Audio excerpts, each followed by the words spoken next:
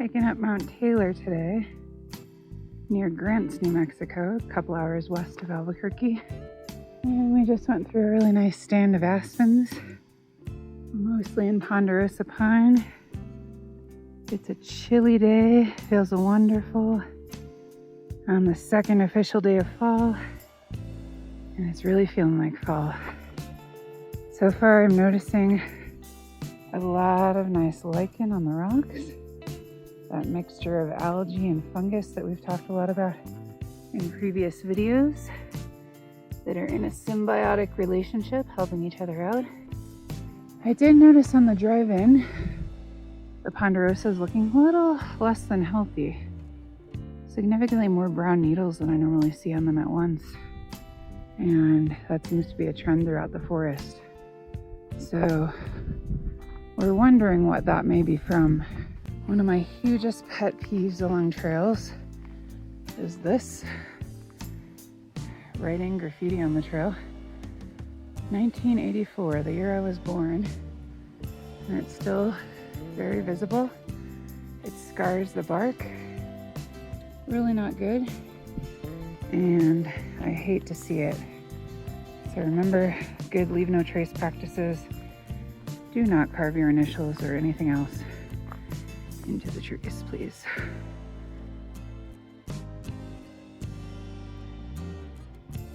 Big shelf fungus on this aspen tree. It looks like it merged with the wood. In spots it seems a bit like those Sandias, but then it's so different where it goes from Ponderosa and it opens up into these big open clearings all of a sudden. And you can already see to the top of Mount Taylor, which is really open, except for small stands of trees right up there. We were just discussing how we wonder how much this landscape has been impacted by cows, by grazing.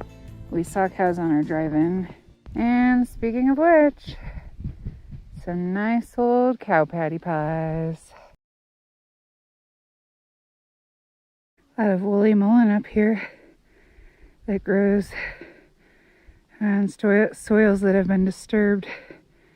You might remember from my forest fire video. These ditches that formed along the trail. Maybe where the trail used to run. And the water flows now.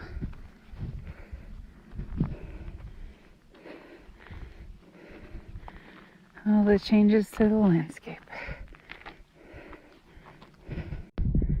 We're climbing up and up, getting a better view down below. The nice thing about this trail is it's pretty moderate grade. It's getting steeper now, definitely all uphill, but not so bad. And the trail's nice and smooth, so you're not like always watching for rocks in a lot of these spots. There's some nice fresh looking gopher mounds here stretching across this field. Gophers live about 90% of their lives underground, and they eat the roots of all this vegetation as they tunnel underground, and they push the soil back out of their hole while they're digging, which forms these mounds. So unless they're in the process of doing that, you won't see an open gopher hole. And they've marked pink flagging along the route for the 50K race they do each year, happening next weekend. Can't imagine running this.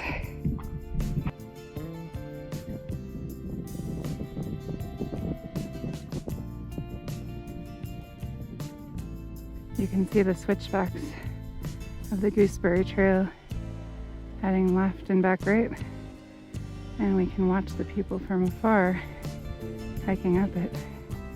Can you spot the group right now?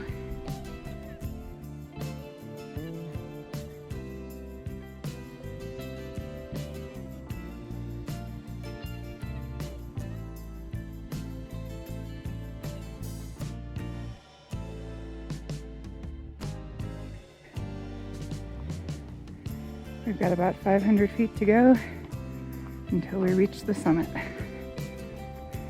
And we've got some spruce, few trees up here, but they dot the area a little bit. See the horned lizard. Super well camouflaged. I can't even see it to video it. Here we are, approaching the summit of Mount Taylor. Elevation 11,301 feet. No wonder it gets hard to breathe.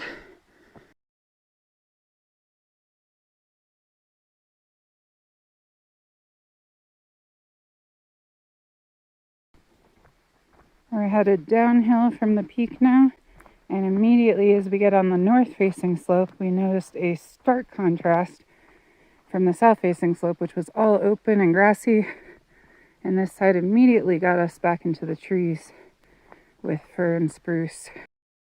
So this side we can see a lot of moss growing. Definitely the wetter side that gets more shade, less heat in the summer, and the snow sticks around longer so it can melt more slowly into the soil and give water to the forest. Lots of old man's beard lichen. So now once we got back down some switchbacks through the woods, we are on Forest Road 453E. We're gonna connect this. We'll have another intersection in a minute so we can do our full loop, which will connect with the CDT, Continental Divide Trail, which, if you don't know, is a very long distance backpacking trail that goes between southern New Mexico at the Mexican border and Canada. Hundreds of miles long, thousands actually. But today we're just doing a day hike. Down a grassy hill we go. We would not have known this was the trail if we weren't checking all trails. So if you do this hike, be careful. Bring navigation.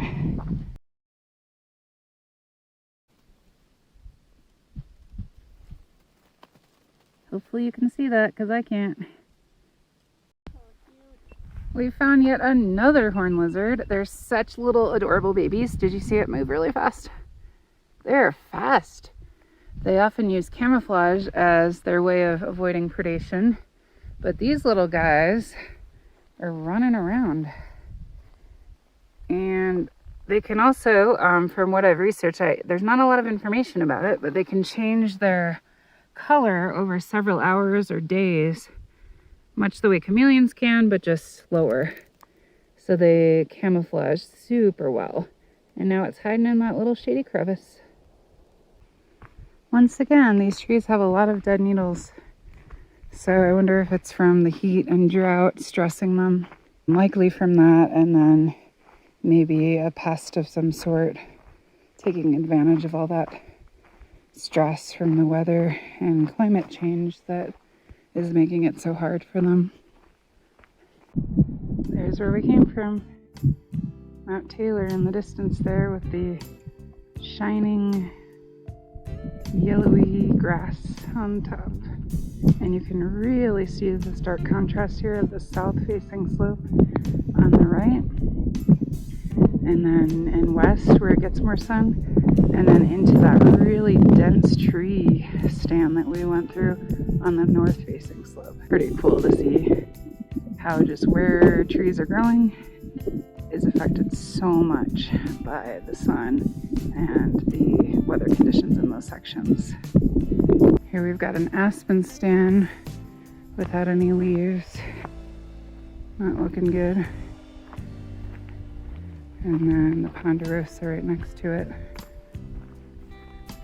So we are in fact on the CDT, National Scenic Trail. We could hike all the way to Canada or all the way to Mexico. Getting down into some oak now. First ones I've seen. And a little bit up above there was one dead old juniper tree. And we haven't seen any other juniper trees around. So the vegetation in this area is very interesting. How it suddenly starts and stops in different spots. And can be pretty non-diverse. There's a huge tall Ponderosa pine tree split split in the middle there. Might have gotten hit by lightning and damaged and then split into two. There's a big Ponderosa snag here with charring at the bottom, evidence of a forest fire. So it was damaged, looks like it went all the way into the inner wood. And now it's just decomposing bit by bit by bit as it allows for perching spots for birds, insects to go in it, woodpeckers to peck into it for insects, and all kinds of other use by the wildlife. We've been noticing that in this section of Ponderosa forest, these snags have clear charring on them, and the live trees don't look burned. Watch my fire video for more, but you can see here the grasses can grow in really fast. We have baby Ponderosa pines right there, and those are quite young. So you can start to decipher and kind of figure out, as a detective might, when a fire was based on how much has grown back in, if you know how quickly things grow. So that's what I'm thinking, is that it was likely a very quick, small fire that didn't burn very hot and just burned out the undergrowth, which is just what a Ponderosa pine forest needs a lot of the time. The fourth horned lizard of the day. Right in the pine needles. They're so hard to spot, even right in the open. We're on to the last leg of our loop with a road walk back to our car and the gooseberry trailhead.